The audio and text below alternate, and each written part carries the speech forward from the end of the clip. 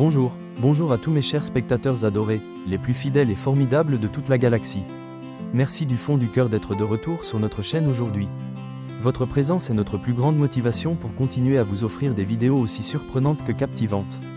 Dans cet épisode, tenez-vous bien, on part à l'aventure avec un homme sacrément talentueux, un vrai pro de la survie et du bricolage, qui va construire, à main nue, un abri unique en plein cœur d'une région enneigée. Pas d'électricité, pas de machine, juste de la débrouillardise, du courage et beaucoup de neige. Ce qu'il réussit à faire va probablement vous faire tomber la mâchoire. Alors attrapez un chocolat chaud, installez-vous confortablement sous votre couette, et laissez-vous emporter dans cette aventure glaciale, mais pleine de chaleur humaine et d'inspiration.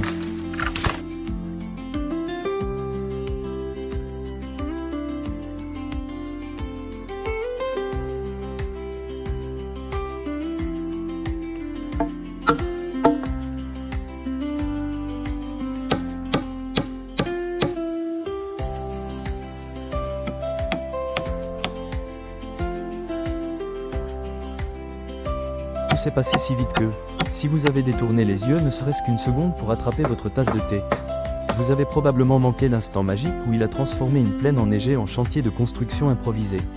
Pas de bulldozer, pas de plan d'architecte high-tech, juste une pelle, quelques morceaux de bois, et une efficacité redoutable. Il commence par creuser un trou. Et attention, pas n'importe comment, chaque coup de pelle est précis comme une horloge suisse. On dirait presque qu'il danse avec la terre, avec cette fluidité qu'on ne voit que chez ceux qui savent exactement ce qu'ils font. En quelques minutes, le trou est prêt, assez profond pour accueillir un feu de camp. Ou pourquoi pas, une baignoire en plein air version extrême.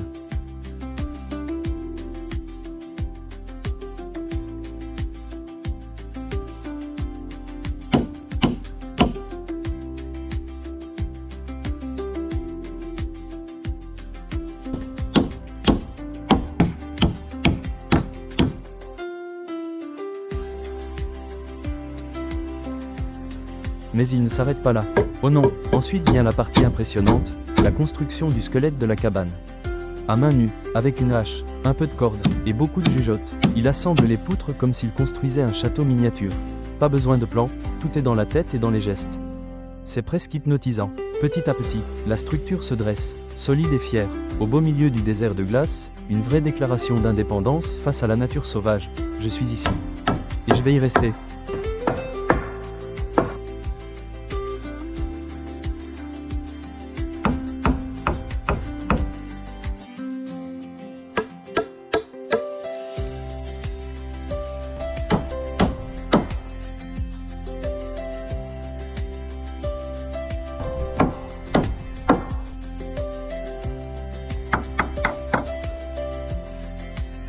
Une fois l'ossature solidement en place, tel un guerrier dressé face à l'hiver, notre héros s'est attaqué à une étape cruciale, la toiture. Et là, mes amis, quel spectacle, avec une précision presque chirurgicale. Il installe planche après planche, comme s'il rejouait une partition qu'il connaissait par cœur. Chaque morceau de bois trouve sa place naturellement, sans forcer, comme attiré magnétiquement par sa destinée. Les coups s'enfoncent avec un rythme régulier, presque musical, comme si la forêt elle-même retenait son souffle pour écouter cette symphonie de survie. Peu à peu, le toit prend forme, solide, bien ajusté, prêt à affronter vent, neige et caprices du climat. Ce n'est pas juste un toit qu'il construit, c'est un refuge. Un cocon, une promesse de chaleur dans un monde gelé. Et lorsque la dernière planche est posée, on a presque envie d'applaudir. La cabane, désormais coiffée fièrement, devient bien plus qu'un simple abri, c'est un symbole de volonté. Un exploit de l'homme contre les éléments et une leçon de courage pour nous tous.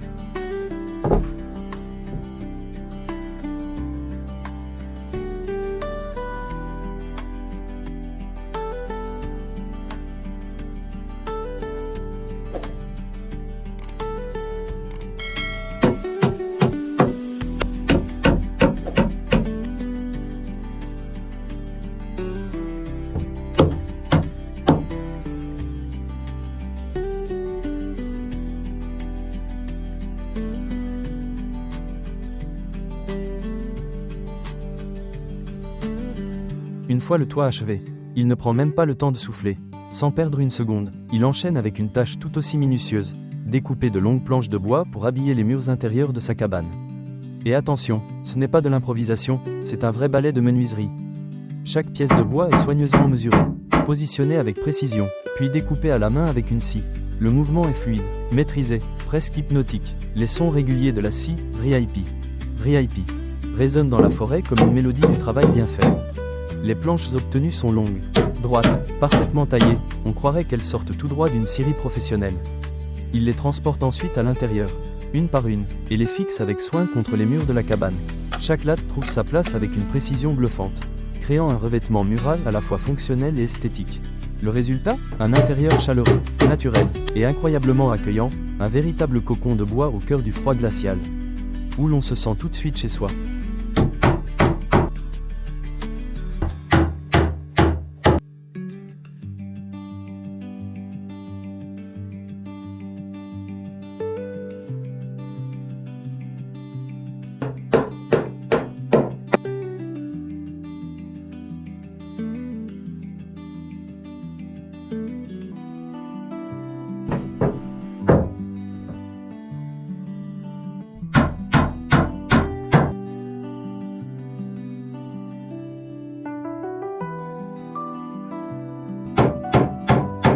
Mais notre artisan de la forêt ne s'arrête pas là. Avec les planches restantes, il décide de pousser le confort encore plus loin. Son prochain objectif? Construire un lit? Oui, un vrai lit, et recouvrir le sol pour que chaque pas à l'intérieur de la cabane devienne un petit plaisir. Armé de clous, d'un marteau et de son éternelle débrouillardise, il assemble les planches avec précision. Pas besoin de mode d'emploi ou de notice Ikea, tout est dans sa tête. En un rien de temps, un lit robuste prend forme, assez large pour s'y allonger confortablement, assez solide pour affronter les nuits glaciales, et surtout, entièrement fait à la main.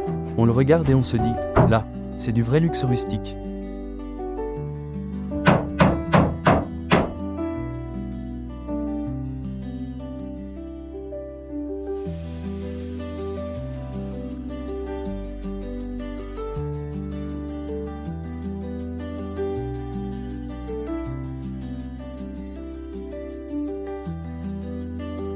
Ensuite, il attaque le sol. Chaque planche est découpée, ajustée, alignée avec soin. Ce n'est plus une simple cabane.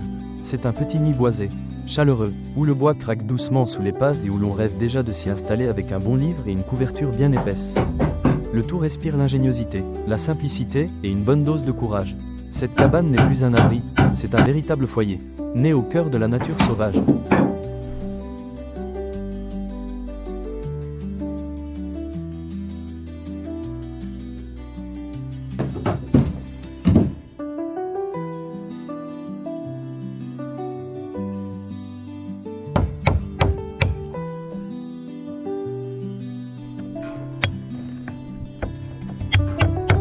Après avoir monté la structure, posé le sol et fabriqué son lit, il ne restait qu'une étape cruciale pour rendre la cabane vraiment habitable, installer un petit poêle et une cheminée digne de ce nom. Pas un énorme poêle en fonte ni une cuisinière moderne. Non, il s'agit d'un petit poêle compact, minimaliste, mais terriblement efficace, parfaitement adapté à la taille modeste de son abri. Il le place dans un coin stratégique, bien protégé du vent, à portée de main pour cuisiner et chauffer l'intérieur.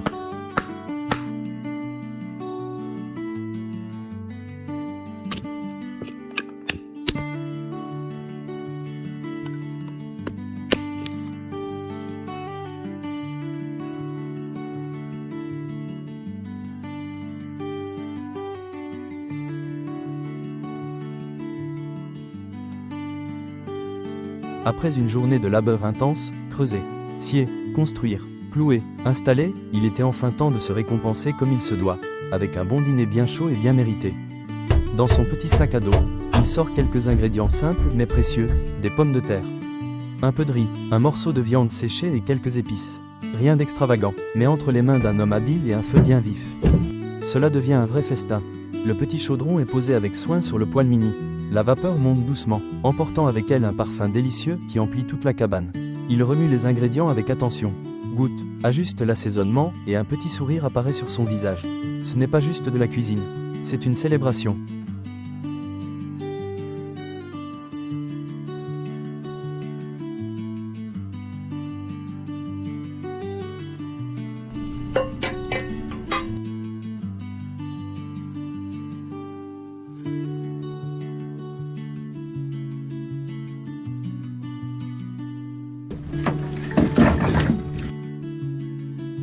Après une nuit paisible, bercé par la chaleur du poêle et le parfum d'un repas bien mérité, il se réveille avec les premiers rayons du soleil filtrant à travers la petite fenêtre. Dehors, la neige continue de tomber doucement, Dedans, l'ambiance est douce, calme, presque magique. Pas de grasse matinée pour notre bâtisseur courageux. Dès les premières lueurs du jour, il reprend là où il s'était arrêté. Aujourd'hui, une nouvelle mission l'attend, revêtir entièrement le plafond de la cabane avec les planches qu'il a lui-même préparées la veille.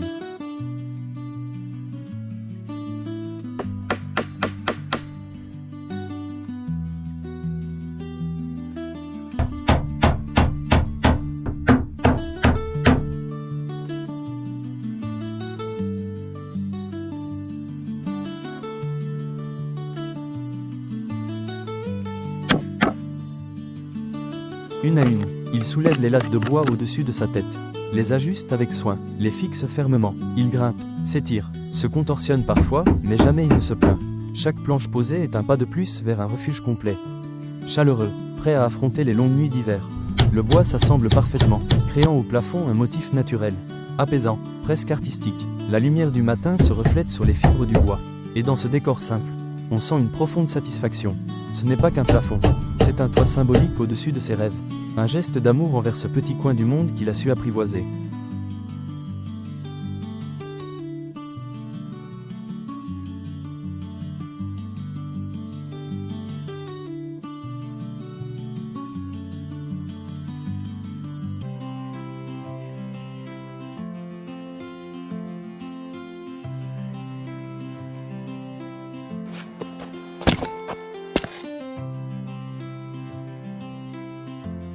Jour après jour, planche après planche, clou après clou, l'abri prend forme, lentement, mais sûrement, le refuge s'élève comme un petit miracle au milieu de la neige.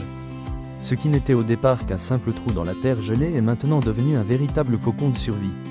Un havre façonné à la main, avec passion, persévérance et une bonne dose de folie créative. Chaque mur, chaque recoin, chaque latte posée raconte une histoire d'effort et de détermination. Il marche à l'intérieur, les yeux brillants. Ce n'est plus juste un toit pour se protéger du froid, c'est une preuve vivante qu'avec du courage, de la patience et beaucoup de sueur, on peut créer un chez-soi, même au bout du monde. Et voilà, au milieu du blanc infini de la forêt, un abri chaleureux s'érige, solide et accueillant. On aurait presque envie d'y poser ses valises tout de suite, non ?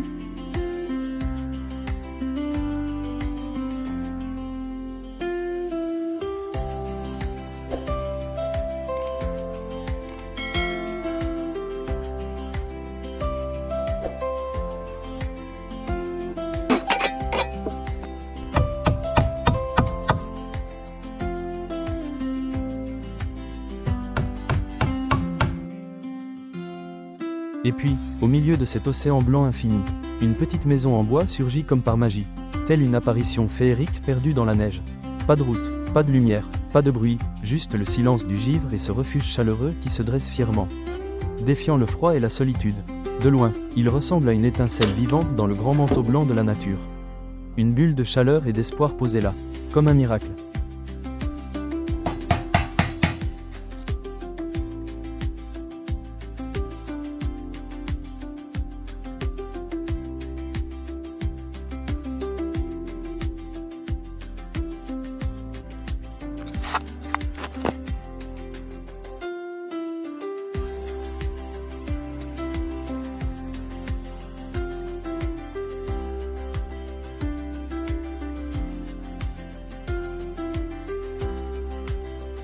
Pas une seule planche ne sera perdue. Avec un sens incroyable de la récupération, il transforme quelques planches restantes en une petite étagère en bois adorable. Compact, pratique et surtout, 100% faite main, ce mini-meuble trouve vite sa place dans la cabane, parfait pour y ranger les casseroles, les bols, ou même ce précieux paquet de nouilles pour survivre aux longues soirées d'hiver. On croirait presque qu'il a fait ça toute sa vie. Avec un sourire satisfait, il admire son œuvre comme un artisan fier de sa création. Qui aurait cru qu'au milieu de la forêt, on pourrait trouver une touche de design rustique digne des magazines de déco ? C'est ça, la magie du bois et de la débrouille.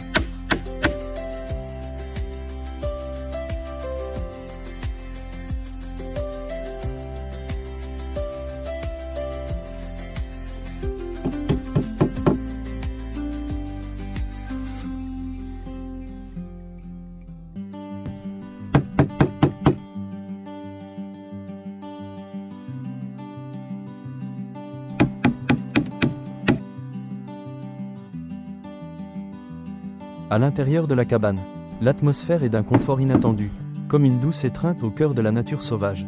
La lueur du feu crépite doucement, dansant sur les murs en bois fraîchement installés, donnant à la pièce une teinte dorée et chaleureuse. Le lit en bois trône fièrement dans un coin. L'étagère faite maison ajoute une touche rustique. Et le petit poêle, encore tiède du dîner, dégage un parfum subtil de cuisine réconfortante. On se croirait dans une scène de conte de fées hivernales. Sauf que ce n'est pas de la magie, c'est juste du bois. Des mains habiles, et beaucoup de volonté. Ce n'est pas seulement une cabane. C'est un cocon, un refuge, une preuve que même dans le plus grand froid, l'homme peut créer de la chaleur, avec cœur.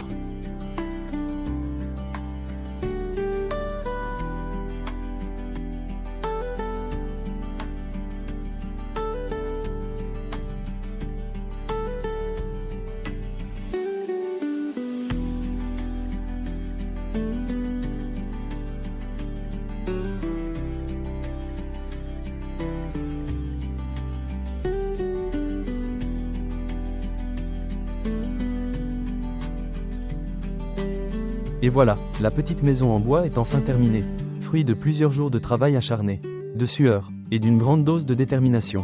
Chaque planche posée, chaque clou enfoncé, raconte l'histoire d'un homme seul face à la nature, mais jamais vaincu. À peine a-t-il eu le temps de s'installer que la neige a commencé à tomber. Plus épaisse, plus dense, comme un rideau blanc qui referme le monde extérieur. Les jours sont devenus des semaines, et les semaines, des mois. Il s'est réfugié dans cette cabane pendant tout l'hiver, survivant grâce à son intelligence, sa débrouillardise, et cette étrange complicité qu'il entretient avec la forêt. Pas de réseau, pas d'électricité, pas de supermarché, mais tant de richesse dans la simplicité, la chaleur d'un feu. Le craquement du bois, le silence profond de la neige tombant sur le toit. C'était bien plus qu'un abri.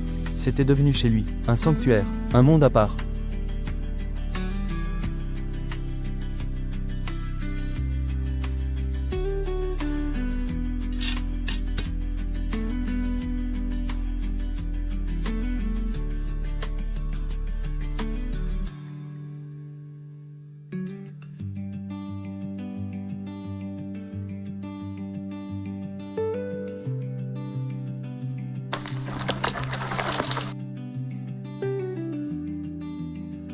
Jour après jour, les repas qu'il préparait dans sa petite cabane au milieu de la neige devenaient de plus en plus savoureux, de plus en plus variés. Ce qui n'était au départ qu'un peu de pommes de terre cuites à la hâte s'est transformé en véritable festin digne d'un chef étoilé. Mais version survie dans la forêt, avec une dextérité presque artistique. Il transformait les ressources les plus simples, racines, légumes sauvages, poissons des rivières, viande séchée maison, en des plats réconfortants, pleins de chaleur et de saveur. Chaque repas était une victoire contre le froid, un moment de bonheur pur. Un petit miracle dans le silence glacé. On aurait dit que sa cuisine devenait le cœur battant de cette cabane isolée. Son feu sacré, et dans ce coin perdu de nature, il n'était plus seulement un homme qui survit, il était devenu un gourmet de la forêt, un poète du feu de bois.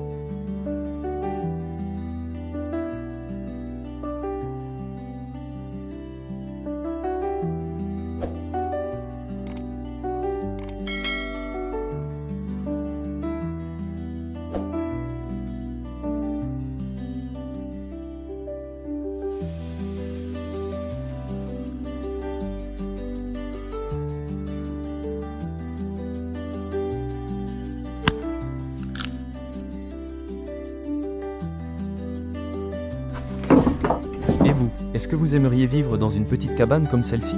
Simple en apparence, mais tellement bien pensée et pleine de charme. Avec juste ce qu'il faut pour être heureux, un toit solide, un lit bien chaud, un poêle qui crépite et des repas faits maison au cœur de la forêt enneigée. Avouez, ça fait un peu rêver, non?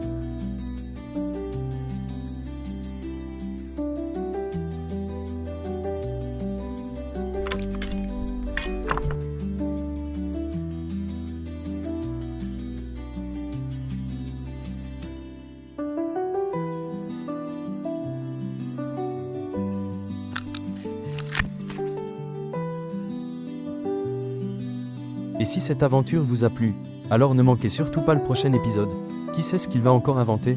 Peut-être un jacuzzi en pleine neige, ou une terrasse avec vue sur la forêt glacée? Restez avec moi, la suite promet encore plus de surprises.